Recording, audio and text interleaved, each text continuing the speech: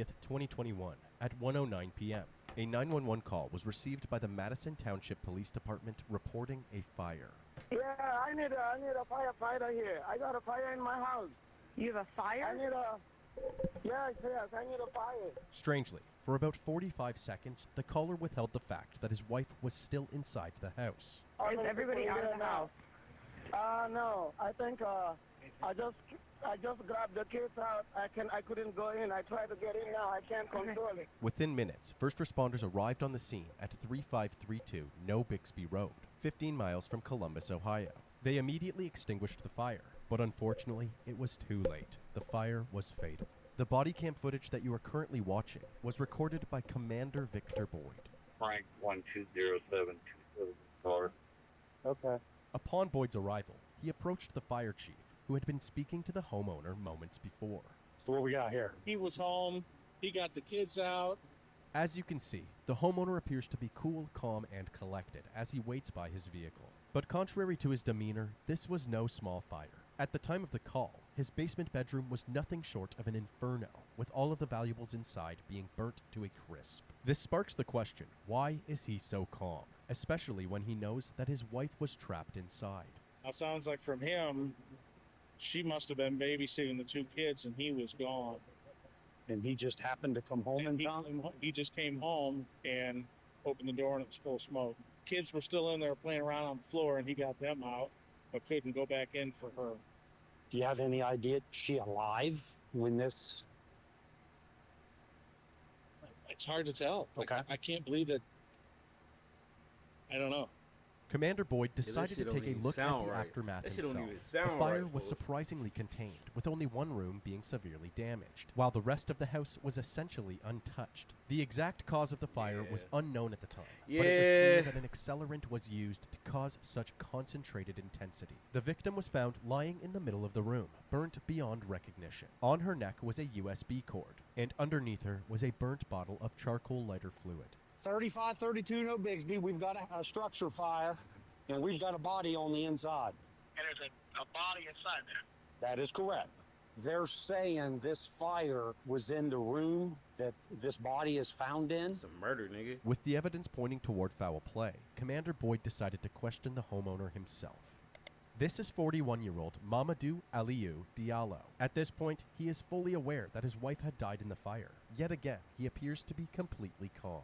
Everybody grieves differently, so this could be a natural response or even a state of shock. Whatever it is, Mamadou's body language immediately attracts attention. He gave Boyd a rundown of how he discovered the fire. According to Mamadou, he had just returned home from the mechanic. Upon entering his home, he was met with a wall of smoke, followed by excessive heat. Without hesitation, he rescued the children before calling 911. The female in there to you is who? It's my wife, Hey, what is your wife's name? Fatoumata Diallo. Spell the first F-A. T-A. As you just heard, Mamadou's wife is 32-year-old Fatoumata Damn. Diallo. The two moved from Guinea to the United States back in 2013. They got married right after they arrived, and together they had 2 children. At the time of this incident, the children were ages 2 and 3. Mamadou also had full custody of 3 older children from a past relationship. They all lived in the same household, but the eldest children weren't home at the time of the fire. The female who's in here, you said she's your wife? It's my wife, yes. Okay, that's what I thought you had said. It's Not only was Mamadou seemingly unfazed by his wife's tragic death, he also displayed an interest in leaving the crime scene, claiming that his kids were hungry and needed to eat. the restaurant here. They eat African food. The kids, they're hungry. Right now, sir, I understand they're hungry, but you just can't leave. Okay? That's right. Just hold tight. However, Boyd kept pushing for information, trying to build a timeline leading up to the 911 call. Can you see on your recents what time you called 911? Right here. 109. 109. You got home here at about 1309. Something like that. Yes. Before you came here and stopped, where were you making a run, making a delivery? No. I went to the shop. Mamadou explained that he left his house early in the morning to have his truck serviced at a shop in Medina, about an hour away from his home in Madison. And do you have any idea, sir, off the top of your head, what time you would have been at Medina? 8:30. 8:30? Yeah. And then from there, you say you went to the Volvo dealer? They fixed my ABS sensor on the truck. You were at the Volvo around 11? Yeah, that's what around 11. Yeah. Mamadou's calm demeanor throughout the questioning immediately unsettled Commander Boyd. Why wasn't Mamadou more distraught, considering his circumstances? At this point, Officer Brandy Krantz joined the investigation. When she arrived at the scene, she realized that she had been to this house before. She had responded to several calls of domestic violence at this particular address in the past. I got a lot of information to feed you. Okay. Okay? Yeah. This led to the detectives reviewing records on the Diallo residence. It turns out that Mamadou was previously charged with domestic violence in 2018 after Fatoumata filed a police report claiming that he had strangled her. We pulled the history up of this house. We have Get some this pretty, nigga out of here, bro. pretty bad domestics here. That ass Yeah, nigga, bro. Get yeah. this nigga out of here, bro. Mamadou quickly became the prime suspect, and police This shit believed was so that damn they had easy. enough evidence Nigga, they to shouldn't realize. I ain't gonna lie, of course, you don't really think about this shit. But I ain't gonna lie, I feel like the officer, the dude who was asking the question, he knew what the fuck that shit was as soon as he pulled up. That shit, nigga, that's the most easiest case, bro. They probably looking at this nigga like, you really think you fucking smart. Nigga, this nigga haven't even made it off his house, the property of his house. He hasn't even left his property yet, nigga. Nigga think he slick. Can I go take the kids to get something to eat? They're hungry. Nigga, the kids are not worried about no food. Their mother just died.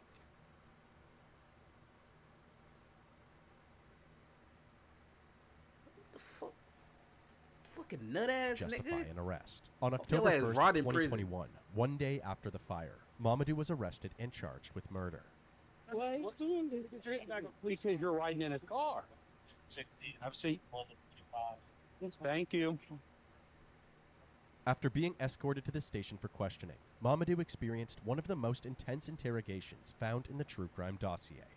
You want to talk to us about this incident tonight? If I call my lawyer, that would be maybe much better. Jokes aside, with no help from Mamadou, authorities proceeded to build their case. When speaking with Mamadou's eldest daughter, she had some revealing details to share. My father is a abuser. Pops got cold multiple times. We used to get weapons all the time. It would be like a cord and like a belt sometimes. Okay, when we say it board, what is Like a phone charger. Investigators now had multiple sources citing physical abuse in the household, including Mamadou's criminal record and a personal anecdote from his own daughter. It was apparent that Mamadou had little regard for his wife's well-being, and when Fatoumata's autopsy report came back, it seemed that Mamadou had escalated from abuse to murder. Fatoumata's lungs and airways showed very little signs of black discoloration, and her carbon monoxide levels were not highly elevated, suggesting that she was not breathing during the fire. This meant that she had died before the fire had even began. It was determined that Fatoumata's death was actually caused by ligature strangulation, the murder weapon being the USB cable found at the scene. I knew it, bro. And I was thinking in my head, like, bro, he must have said they killed her, got scared, freaked out, like, you know how niggas be weird ass niggas who do shit and then act like they don't remember what they did, like niggas who black out on some shit. You probably blacked out, killed her, freaked out, and then burned the body. Just try to hide the evidence. Like, nigga, it's in your house. You thought the blame was gonna shift. It was just the fire that just broke out. Nigga, you left the evidence right there too. You're the dumbest nigga. You're fucking retarded. However, Like, this nigga's based on fucking Mamadou's stupid. given timeline, detectives couldn't prove that he was the one who committed this this nigga outta horrific here, bro. act. That was until a search warrant was obtained for the Diallo residence and investigators were able to conduct another, more thorough search of the property. Police found that Mamadou had intentionally deactivated the camera above the front door, but forgot that the doorbell camera was still rolling. The doorbell camera showed him returning home at 12:24 p.m. Then, 44 minutes later, at 1:08 p.m., he is seen casually walking out of the house with his two children, while a raging fire burns his wife to death. 1 minute later, he dialed the 911 call heard at the beginning of this video.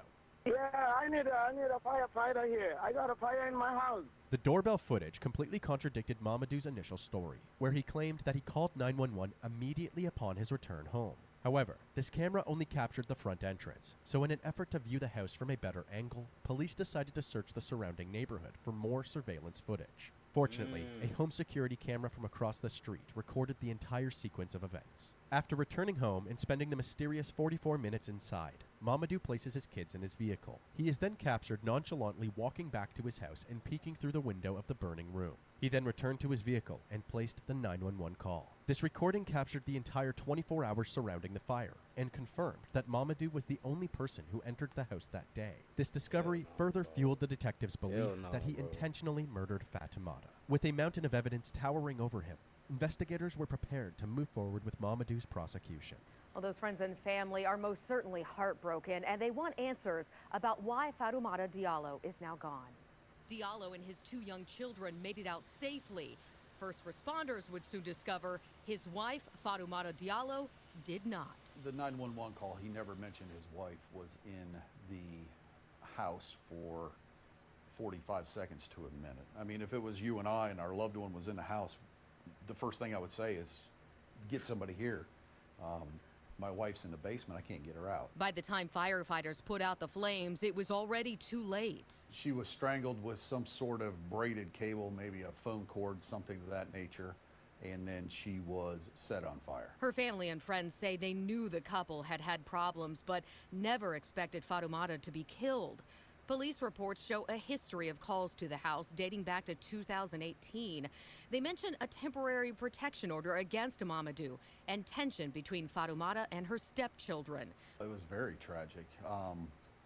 There are stepkids involved, so they lost their stepmother and father, and the 2 younger children lost their mother, and now their father is behind bars. A Madison Township man accused of killing his wife made his first court appearance today. During the arraignment hearing, a judge set bond for Mamadou Diallo at $5 million. Diallo is being held in the Franklin County Jail, charged with aggravated arson, murder, and tampering with evidence.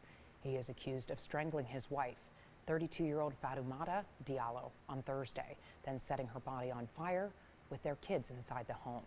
The children managed to get out of the house safely. Today, the judge also ordered Diallo to surrender all passports. His trial began in mid-July 2023. During the trial, the prosecution proposed that an abusive Mamadou murdered his wife Fatoumata in cold blood. They presented 3 major pieces of evidence to the court. The first was the incriminating surveillance footage that captured Mamadou entering and exiting the house around the time of the fire. Although the murder is not directly caught on camera, this footage contradicts Mamadou's initial statement to the police and displays his bizarre emotionless reaction to such a traumatic event. They also heard the 911 call. Yeah, I need a firefighter here. I got a fire in my house. Prosecutors we got highlighted to that Mamadou looking in the waited window, 45 seconds looking at before her, informing like, the dispatcher that his wife was still This inside, dumbass nigga took this shit to exemplifying trial. his lack of urgency to save her. And lastly, You a thought you could get combination away of with family this? statements and No, police nigga, you reports could. put Mamadou's history of domestic violence on full display. A major note from one of these reports stated, "It is in my opinion that this living situation is a powder keg of tension.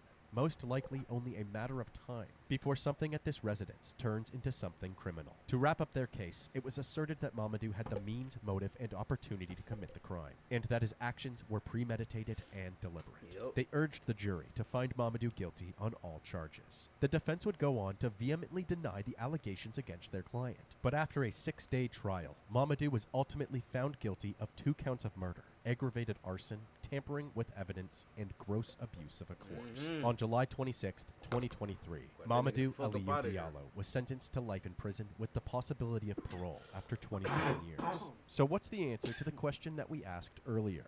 Why was Mamadou so calm? You want to talk to us about this incident tonight?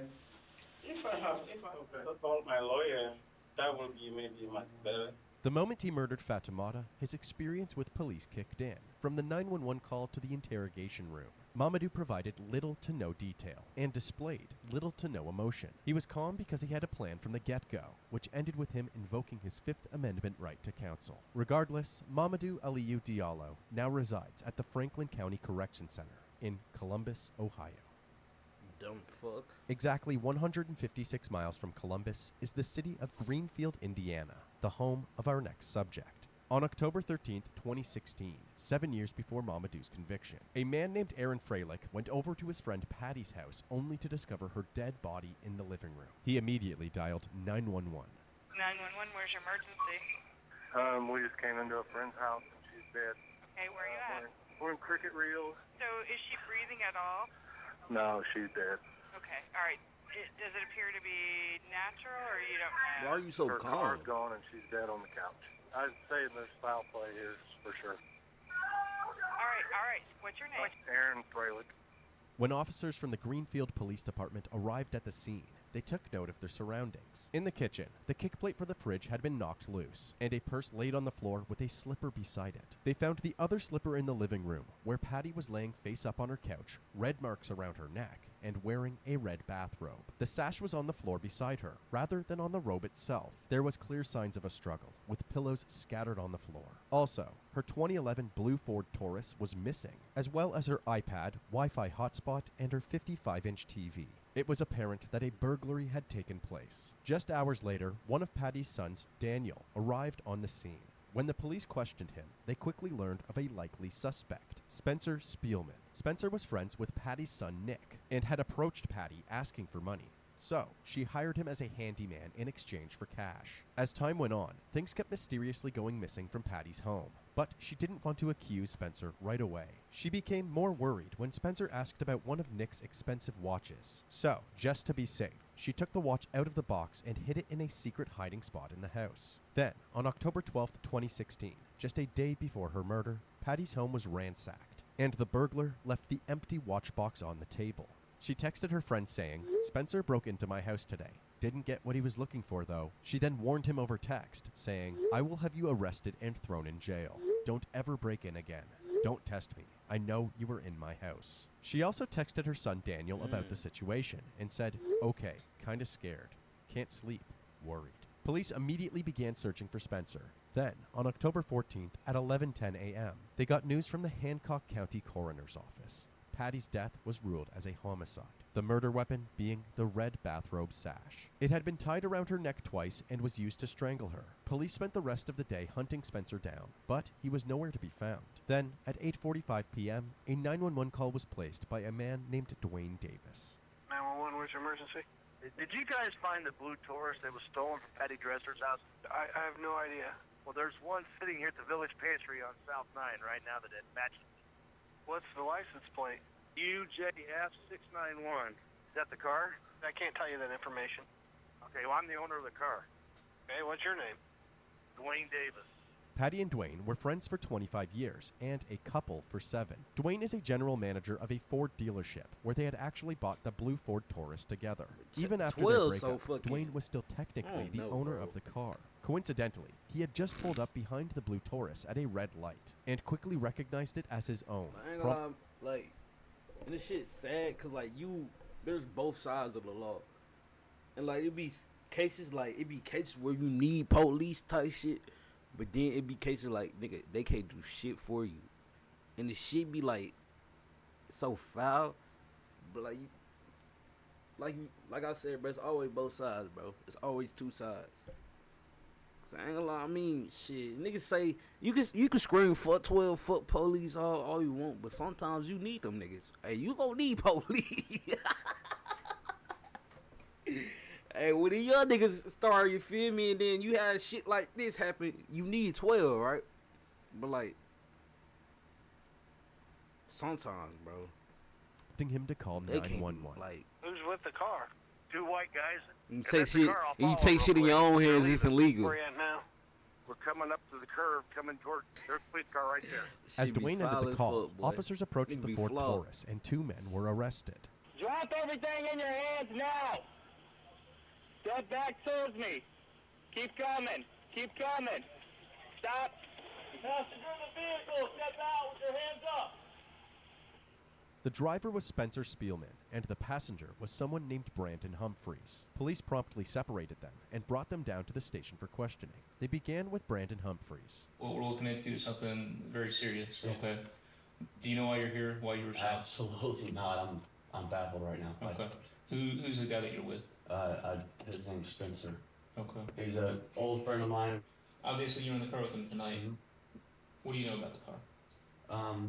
He told me it was his mom, Patricia's, and he went to the gas station, and I kind of got a little nosy, opened the glove box, and sure enough, there was a registration that said Patricia on it. So You said you don't know anything about the car other than it being his mom's.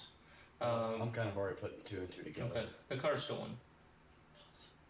Okay, and you being in a stolen car doesn't look good. You understand that? That's why we're back here, and there's a bigger issue than that.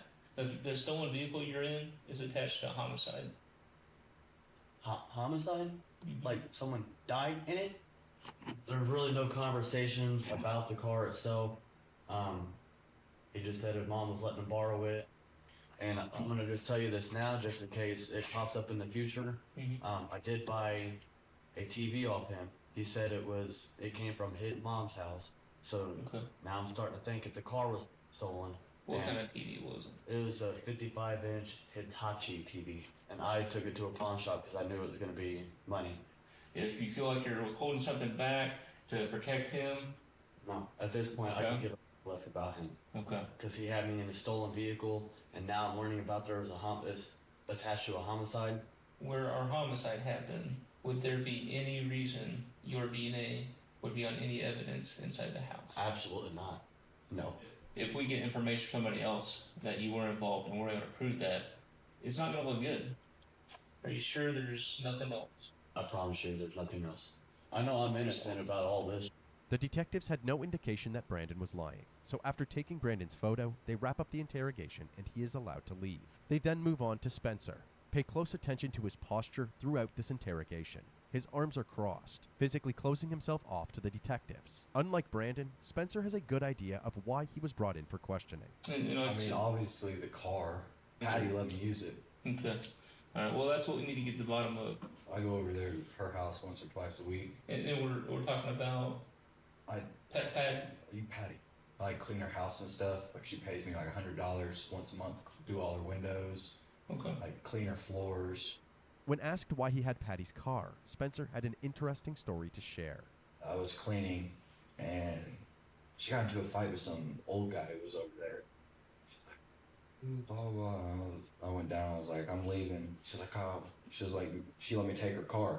She said, just come back in the morning because she had to go to work. So she let me use her car. I come back in the morning. I couldn't get an answer from the door or anything. I didn't know what to do. I wasn't just gonna leave her car in her driveway. The keys in it. This old guy that she was with, who is he? I have no idea. When I was upstairs vacuuming, I heard her yell, John, like 3 times. So I'm guessing his name's John, but I'm not sure. When you left, did you see anything in the driveway? I think it was like an Expedition. It was really nice. What color was it? White. What Spencer doesn't realize is that the investigators have already looked at the surveillance footage from Patty's neighbor's house, and they now know for a fact that nobody had gone to the house that day. Oh my God, this nigga's cooked.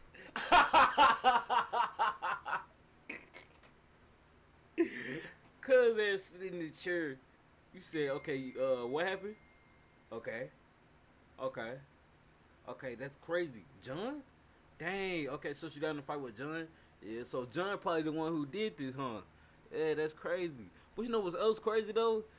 Hey, we got some footage from the neighbor's crib, and John don't exist, my nigga.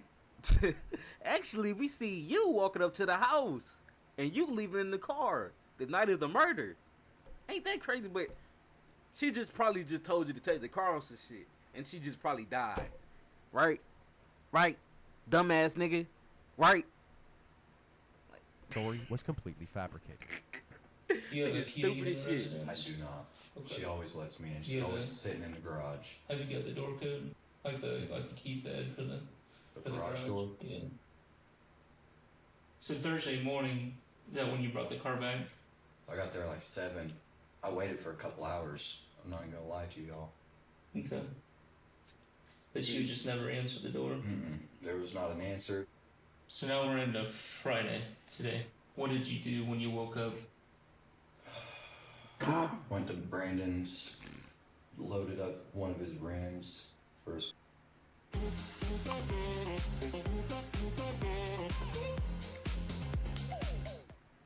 So I talked to a psychic, and I want to tell you guys about it. We are transferring you to your psychic. Fucking cares. Went and tried to sell them. Pawn shops wouldn't give it for them. Did you guys pawn anything? No. Okay. Actually, they did sell something to the pawn shop, Patty's stolen TV, as Brandon said earlier. Not only that, But before questioning Spencer, they had already confirmed this by looking at the surveillance footage from the pawn shop. Spencer and Brandon can be seen carrying in the TV. At this point, the detectives decided to confront Spencer about his lies. We've already been checking with the pawn shops, okay? We know you pawn stuff. So you had to be honest. In there on video. I just asked you if you pawn stuff. You told me no. So this is the time to be honest and clear. I am being honest. You pawned a TV. Do what? 55-inch TV. Yeah. Why didn't you tell us about that? I didn't think it was. You didn't think it was relevant? Yeah. Was there an agreement between you and Patty? No. For you to take that TV? No. Then why did you take it? Because I needed money. That's the only thing I took from the house. So the TV you took, was she home when you took it? Do what? No. How'd you get in the house then? The garage door clicky thing. The detectives are hoping that if they catch Spencer in enough lies, he will realize that the evidence is stacked against him and that the best course of action is to confess. The White Expedition. Mm-hmm. They're on Wednesday. Mm-hmm. That's not the truth. Yeah, it is. How is that not the truth? There's video cameras. You gotta stop lying to us. I'm not lying to you guys. Okay. Yeah, you are. We're shooting holes all in your story. This is a big, big deal. What are you talking about? Big deal, my nigga. I'm not sure. If you had to guess, what do you think?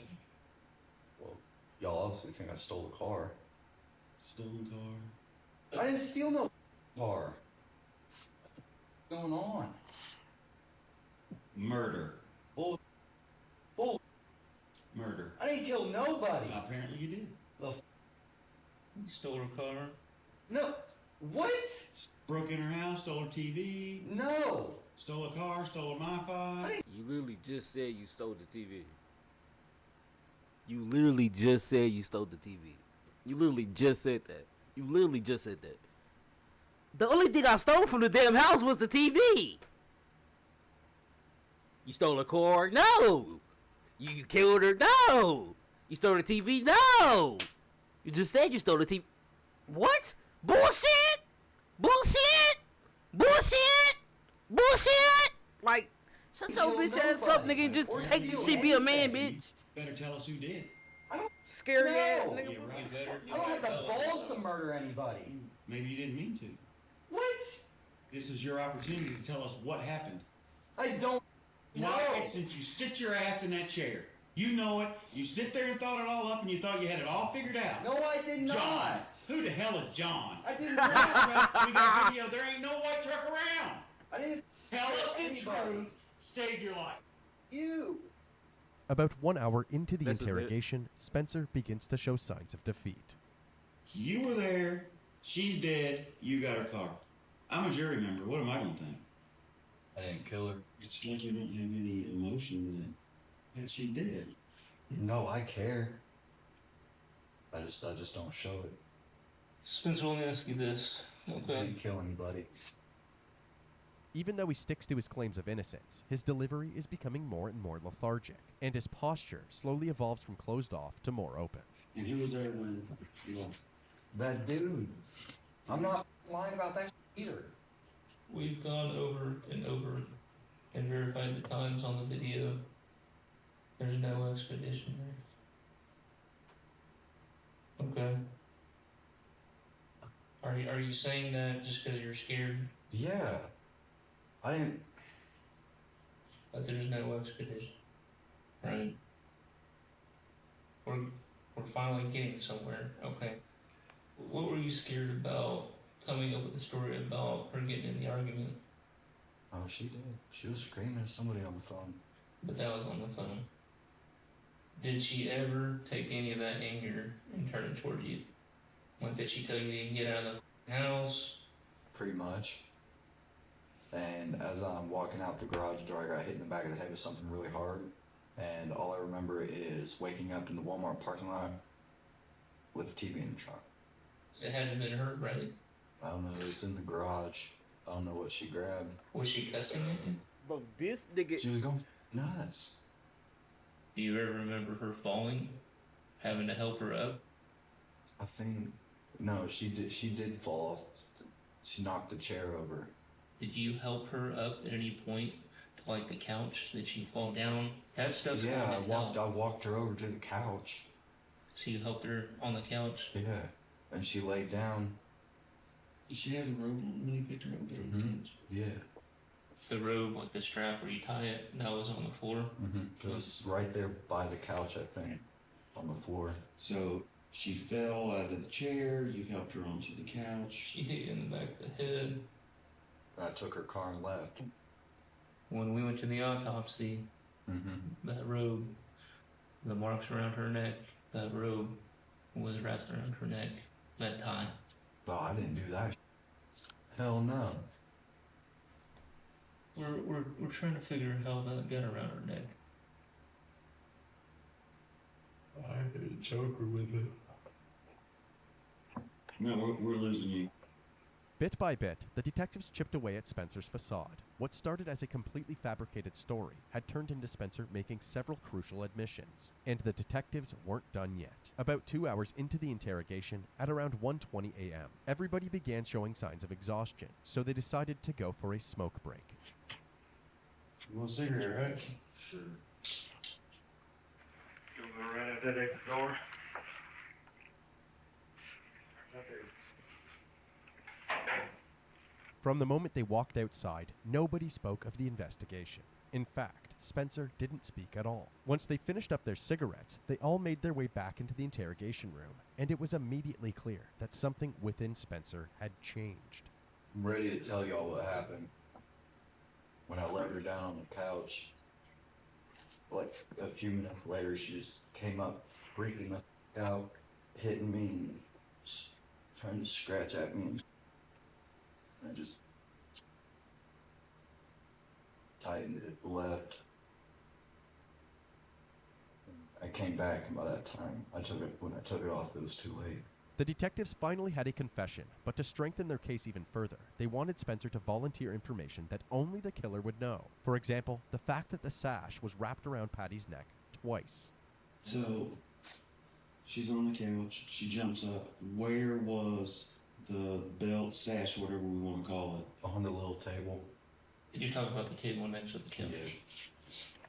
So somehow you managed to get that just around once or twice, and then After pulling it tight around her neck, she fell back on the couch, and Spencer left. The next morning, at around 7 a.m., he came back to feed the dog and noticed that Patty had not moved from her spot on the couch. He noticed that her face was now gray. He removed the sash from her neck, but he realized that it was too late. Patty was dead. Instead of calling 911, he quickly left the premises. Following this interrogation, Spencer Spielman was charged with murder, robbery, and driving while suspended. And after an 8-day trial, he was found guilty on all charges. 36. A man found guilty of murder will soon learn how long he'll be behind bars. Spencer Spielman was found guilty yesterday. He was charged after Patricia Dresser of Greenfield was strangled to death. She had employed Spielman as a handyman at her home. Spielman is set to be sentenced at the end of August. On August 31st, 2017, Spencer Spielman was sentenced to 55 years in prison. He currently resides at the Pendleton Correctional Facility in Pendleton, Indiana. Oh, fool.